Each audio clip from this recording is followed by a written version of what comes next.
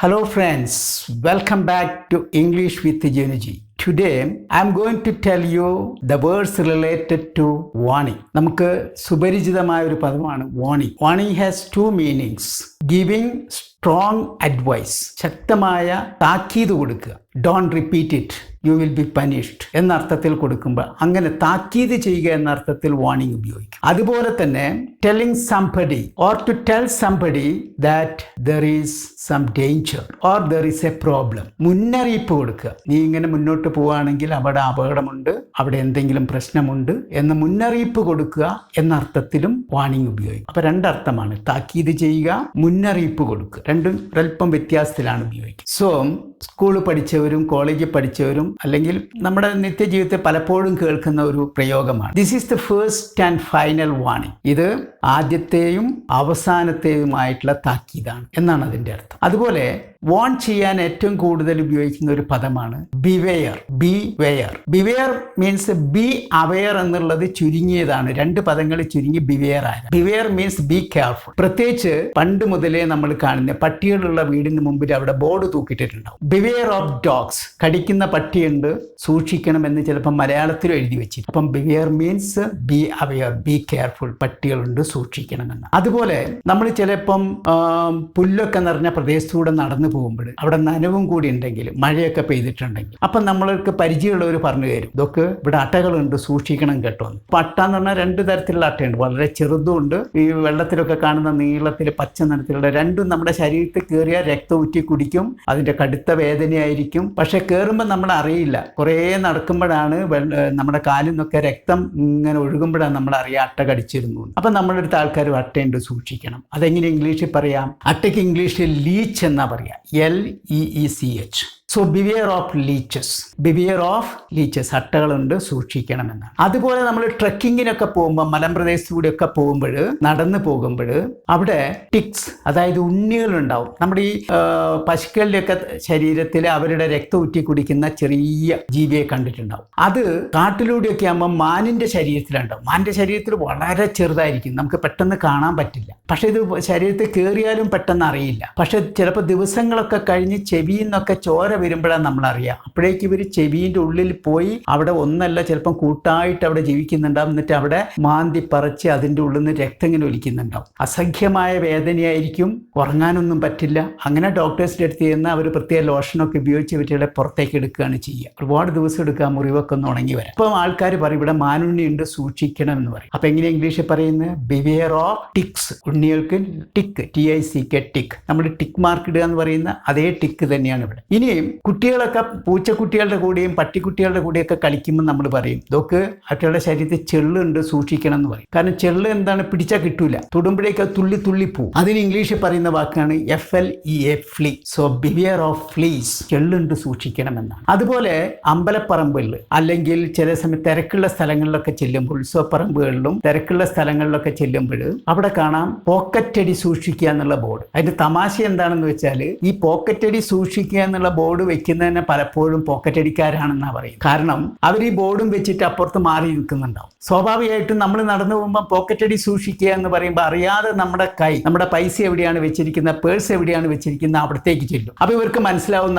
നമ്മൾ എവിടെയാണ് പൈസ വെച്ചിരിക്കുന്നത്. അവർ നമ്മളെ ഫോളോ ചെയ്ത് വന്നിട്ട് ആ പൈസ അടിച്ചു മാറ്റും എന്നാണ് പറയുന്നത്. പോക്കറ്റടി സൂക്ഷിക്കുക എന്നുള്ളതിന് ഇംഗ്ലീഷിൽ എന്താ പറയുക? Beware of pick pockets. Pick pockets എന്നാണ് പോക്കറ്റടിക്കാരെ പറയുക. Beware of pick pockets. അങ്ങനെ വേണമെങ്കിൽ തമാശ രൂപത്തിലും അല്ലെങ്കിൽ സീരിയസ് ആയിട്ടും വേണമെങ്കിൽ പറയാം. Beware of your wife. ഭാര്യയെ സൂക്ഷിക്കുക. Beware of your husband. Beware of your manager. ആരെ വേണമെങ്കിലും സൂക്ഷിക്കുക, അപകടകാരികളാണ് എന്ന അർത്ഥത്തിൽ വേണമെങ്കിൽ ബിവെയർ ഉപയോഗിക്കാം. ഇനി വാച്ച് ഔട്ട്, ലുക്ക് ഔട്ട് എന്ന പ്രയോഗവും ഇംഗ്ലീഷിലുണ്ട്. അതും വാണിങ്ങിന് ഉപയോഗിക്കുന്നതാണ്. അതായത് ഇമ്മീഡിയറ്റ് വാണിംഗ് ആണ്. പെട്ടെന്ന് എന്തോ ഒരു ഇമ്മീഡിയറ്റ് ഡേഞ്ചർ, പെട്ടെന്ന് എന്തോ ഒരു അപകടം, പ്രത്യേകിച്ച് നമ്മൾ നടന്നു പോകുമ്പോൾ അല്ലെങ്കിൽ നമ്മൾ ഡ്രൈവ് ചെയ്ത് പോകുമ്പോഴൊക്കെ നമ്മുടെ മുമ്പിൽ ഒരു അപകടം കാണുമ്പോൾ നമ്മൾ ഉപയോഗിക്കും watch out or look out. സൂക്ഷിക്കണേ, ബി കെയർഫുൾ തന്നെയാണ് അവിടുത്തെ അർത്ഥം. സൂക്ഷിക്കണേ. For example, watch out, the electric wire has snapped. നോക്കണേ, അവിടെ ആ ഇലക്ട്രിക് വയർ ഉണ്ട് പൊട്ടിക്കിടക്കുന്നതിന്, ഷോക്ക് അടിക്കും, സൂക്ഷിക്കണേ എന്ന് പറയും. Look out, there is a tree across the road. നോക്ക്, മുന്നിൽ റോഡിന്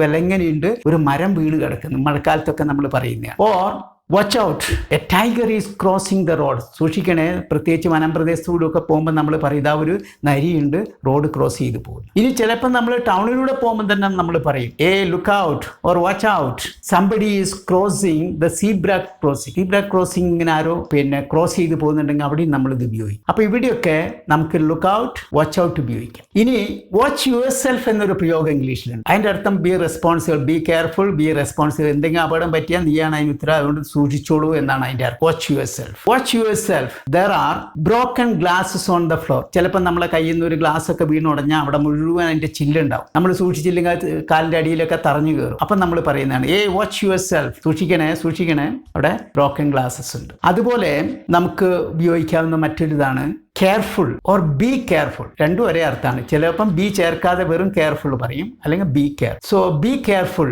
ദ റോക്ക് ഈസ് സ്ലിപ്പറി. സൂക്ഷിക്കണേ, ഈ പാറപ്പുറത്തൂടെയൊക്കെ നടക്കുമ്പോൾ അത് സ്ലിപ്പറി, വഴുതി വീഴാൻ സാധ്യതയുണ്ട്, വഴുക്കലുണ്ടാവും. അപ്പം നമ്മൾ പറയുകയാണ് the rock is slippery. Or be careful with the glass, it is very fragile. നമ്മൾ ഈ ഗ്ലാസ് കൊണ്ടുള്ള എന്തെങ്കിലും സാധനങ്ങളൊക്കെ നമ്മൾ കൊണ്ടുപോവുകയാണെങ്കിൽ ഗ്ലാസ് തന്നെയായിരിക്കും, ഇപ്പം ചില്ല് അതൊക്കെ കൊണ്ടുപോകുമ്പോൾ നമ്മൾ പറയും വളരെ സൂക്ഷിക്കണം, it is fragile. Fragile means easily broken, പെട്ടെന്ന് പൊട്ടുന്ന സാധനമാണ്. അതുകൊണ്ട് അതാണ് ഫ്രാജൈൽ എന്ന് പറയുന്നത്. അത് ചിലപ്പോൾ അതിന്റെ ആ ഗ്ലാസ്സുകളൊക്കെ ഉള്ള ഗ്ലാസ് കൊണ്ട് ഉണ്ടാക്കിയ സാധനങ്ങളിലൊക്കെ പുറത്ത്, ആ ബോക്സിന്റെ പുറത്ത് എഴുതി വെച്ചിരിക്കുകയാണ് ഫ്രാജൈൽ എന്നുള്ളത്. ഇനി ടേക്ക് കെയർ എന്നൊരു വാക്കുണ്ട്. Take care means when somebody is going on A journey. യാത്ര പോകുമ്പോൾ ഉപയോഗിക്കുന്ന ഒരു പ്രയോഗമാണ് ടേക്ക് കെയർ.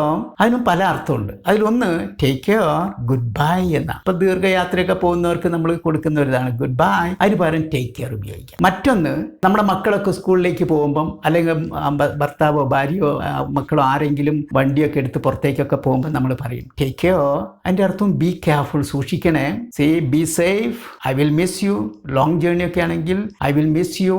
നോക്ക്, നീ ഇവിടെ ഇല്ലെങ്കിൽ എനിക്ക് വല്ലാതെ നീ ഇല്ലെങ്കിൽ എനിക്കൊരു വല്ലാത്തൊരു വിഷമാണ് എന്നാണല്ലോ ഐ വിൽ മിസ് യു എന്ന് പറയുന്നത്. അതാണ് നമ്മുടെ ONV കുറുപ്പ്. അദ്ദേഹം ഒരു സിനിമാ പാട്ടിൽ അത് മനോഹരമായി കൊടുത്തിട്ടുണ്ട്. അരികിൽ നീ ഉണ്ടായിരുന്നെങ്കിൽ എന്ന് ആ വരികൾ അറിയാലോ. അപ്പൊ അത് ശരിക്കും ഐ വിൽ മിസ് യു എന്നതിന്റെ ആ മലയാള പരിഭാഷയാണ്. ഇനി മൈൻഡ് എന്നൊരു വാക്കുണ്ട്, MIND, മൈൻഡ്. മൈൻഡ് മനസ്സാണ്, പക്ഷെ അതിനും ബി കെയർഫുൾ എന്ന അർത്ഥമുണ്ട്. Mind your words, mind your language. ആരെങ്കിലും വളരെ റൂഡായിട്ട് സംസാരിക്കുമ്പോൾ നമ്മൾ ഉപയോഗിക്കുന്ന പ്രയോഗമാണ് മൈൻഡ് യുവർ വേർഡ്സ്. വാക്കുകൾ സൂക്ഷിച്ച് ഉപയോഗിക്കണമെന്നാണ്. അതുപോലെ നമ്മൾ നടന്നു പോകുമ്പോൾ അപ്പോഴും നമ്മൾ പറയും mind your steps, mind your steps. Mind your steps എന്ന് പറഞ്ഞാൽ കാലെടുത്ത് വെക്കുന്ന സൂക്ഷിക്കണം എന്നാണ്. ദ റോഡ് ഈസ് സ്ലിപ്പറി, റോഡിൽ വഴുക്കലുണ്ട് എന്നാണ്. Or the floor is slippery. ചില ഫ്ലോറിലൊക്കെ നമ്മൾ മോപ്പ് ചെയ്ത് കഴിഞ്ഞാൽ, തുണി കൊണ്ടൊക്കെ തുടച്ചു കഴിഞ്ഞാൽ അവിടെ കുറച്ച് നേരത്തേക്ക് ആ വെള്ളം പോകുന്നത് വരെ, വെള്ളം അതിന് ഉണങ്ങി പോകുന്നത് വരെ ചില സമയത്ത് അവിടെ വഴുക്കിരിക്കും. അപ്പം പറയും ദ ഫ്ലോർ ഈസ് സ്ലിപ്പറി. അപ്പോൾ അവിടെ മൈൻഡ് ഉപയോഗിക്കാം.